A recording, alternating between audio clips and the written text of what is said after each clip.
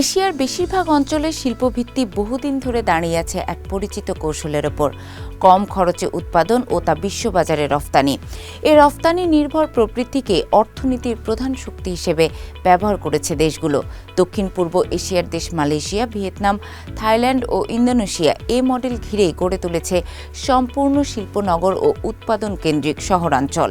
দীর্ঘ সময় ধরে এ কৌশল স্থিতিশীল ও সফল বলে মনে হচ্ছিল, কিন্তু বৈশ্বিক ভূরাজনৈতিক টানাপোড়েন, শুল্ক ঝুঁকি ও সাপ্লাই চেইনে অনিশ্চয়তা দেখা দেয় এখন এ কম খরচে উৎপাদন নির্ভর রফতানি মডেলই নতুন ধরনের চাপ ও হুমকির মুখে পড়েছে। শীতলযুদ্ধ পরবর্তী সময় থেকে 2010-এর দশক পর্যন্ত বৈশ্বিক উৎপাদন ব্যবস্থায় আউটসোর্সিং ও অফশোরিং ক্রমশ প্রভাবশালী হয়ে ওঠে। বিশেষত শ্রমঘন শিল্পের বড় অংশ স্থানান্তর হয় এশিয়ায়, আর এর ওপর ভিত্তি করে গড়ে ওঠে চীন, দক্ষিণ এশিয়া ও দক্ষিণ পূর্ব এশিয়ার রফতানি নির্ভর উৎপাদন কাঠামো। পশ্চিমা বাজার ছিল স্থিতিশীল, শুল্কনীতি তুলনামূলক মুক্ত, আর সাপ্লাই চেইন ছিল কম রাজনৈতিক। এ কারণে দক্ষিণ ও দক্ষিণ পূর্ব এশিয়ার রফতানি শিল্প দীর্ঘদিন ভূরাজনৈতিক ঝুঁকি থেকে অনেকটা সুরক্ষিত ছিল। তবে দৃশ্যপট বদলে যায় 2025 সালের শুরুতে।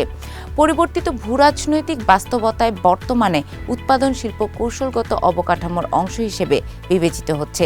2025 সালের সেপ্টেম্বরে অর্থনৈতিক সহযোগিতা ও উন্নয়ন সংস্থা OECD জানায়, বৈশ্বিক সরবরাহ শৃঙ্খলকে এখন অর্থনৈতিক নিরাপত্তা স্থাপত্যের অবিচ্ছেদ্য উৎপাদন হিসেবে দেখা হচ্ছে। একই সময়ে আন্তর্জাতিক মুদ্রা তহবিল IMF সতর্ক করে জানায়, বাড়তে থাকা বাণিজ্য বাধা ও সাপ্লাই চেইনে ঘন ঘন বিঘ্নের কারণে দক্ষিণ পূর্ব এশিয়ার দেশগুলো সীমিত প্রবৃদ্ধির ঝুঁকিতে পড়ছে। কারণ এই পরিস্থিতি ধীরে ধীরে অঞ্চলের উৎপাদন ভিত্তিক শিল্প ভিত্তিকে ক্ষয় করছে।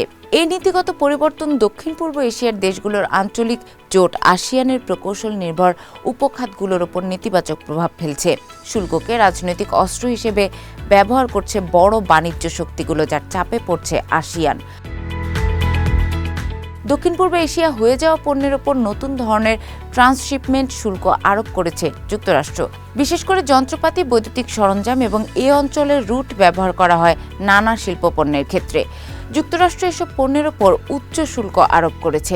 এতে সরাসরি চাপ পড়ছে থাইল্যান্ড, মালয়েশিয়া ও ভিয়েতনাম থেকে রফতানিকৃত বল বিয়ারিং ও বিভিন্ন ধরনের ইন্ডাস্ট্রিয়াল গিয়ার সেটের ওপর।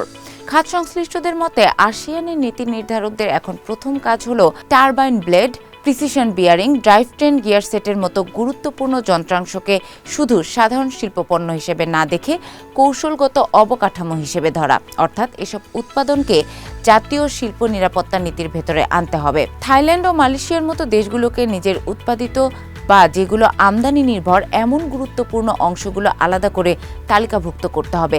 কোনটি বেশি ঝুঁকিপূর্ণ তা চিহ্নিত করে আঞ্চলিকভাবে বিকল্প উৎপাদন কেন্দ্র গড়া বা বাড়তি মজুত তৈরিতে বিনিয়োগ বাড়ানোর পরামর্শ দিচ্ছেন তারা। কারণ মালয়েশিয়ার সেমিকন্ডাক্টর সংযুক্ত প্রিসিশন মেশিনিং করিডোর হোক বা থাইল্যান্ডের টারবাইন ও অটোমোটিভ কম্পোনেন্ট হাব, এর সবই এ অঞ্চলের সবচেয়ে উন্নত শিল্প ক্লাস্টারের অংশ।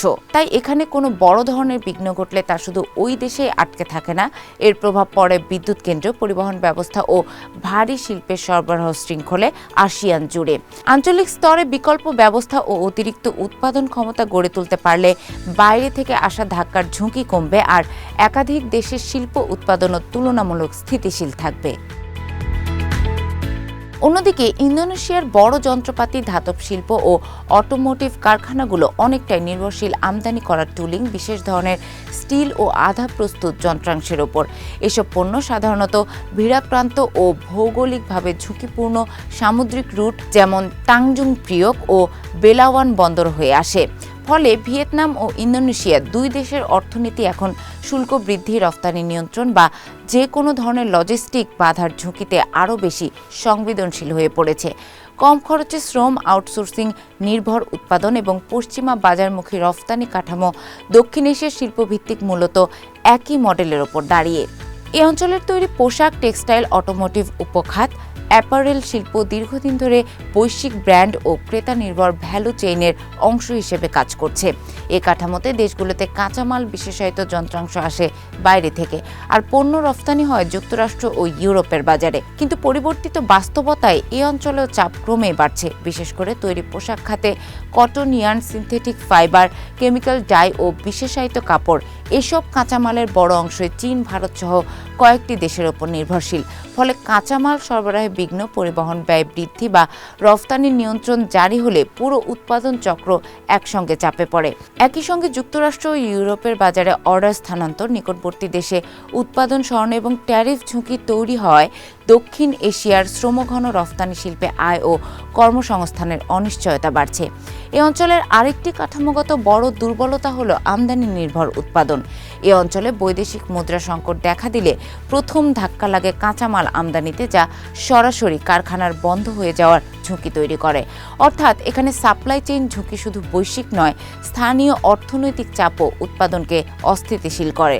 ভারতের ক্ষেত্রে বড় শিল্পভিত্তি ও বহুমুখী অর্থনীতি কিছুটা সুরক্ষা দিলেও অটোমোটিভ, ইলেকট্রনিক্স, অ্যাসেম্বলি ও ফার্মাসিউটিক্যাল উপখাতে বিদেশি কাঁচামাল ও যন্ত্রাংশ নির্ভরতা রয়ে গেছে, যা বৈশ্বিক শুল্কনীতি ও ইকোনমিক প্রতিযোগিতার প্রভাবে ক্ষতিগ্রস্ত হতে পারে।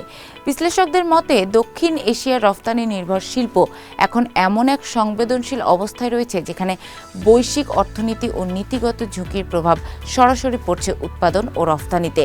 সব মিলিয়ে কম খরচে উৎপাদন ভিত্তিক মডেলের স্থায়িত্ব নিয়ে নতুন প্রশ্ন তৈরি হয়েছে, বিশেষত এমন দেশে যাদের সামগ্রিক অর্থনীতি রফতানি নির্ভর খাতের ওপর অতিমাত্রায় নির্ভরশীল।